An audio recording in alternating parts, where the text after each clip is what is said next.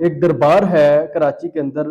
حضرت عبداللہ شاہ غازی کا، وہاں پہ لوگوں کا تانتا بن چکا ہے، لوگ جمع ہو چکے ہیں اور دعائیں مانگ رہے ہیں۔ حضرت عبداللہ شاہ غازی کا دربار بھی بالکل سمندر میں ہے،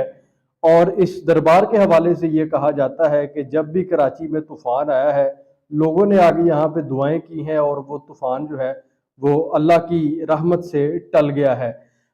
حضرت عبداللہ شاہ غازی کی جو 100 سالہ تاریخ ہے اس میں یہ بتایا جاتا ہے، البتہ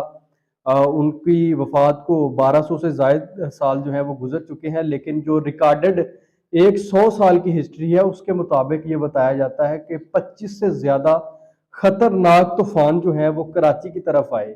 25 سے زائد طوفانوں نے رخ کیا کراچی کے ساحل کا، لیکن وہ کراچی کو نقصان نہیں پہنچا سکے۔ حضرت عبداللہ شاہ غازی کی آمد سے پہلے کراچی بڑی تباہی میں رہا ہے، سمندری طوفانوں کی تباہی میں، لیکن ان کی آمد کے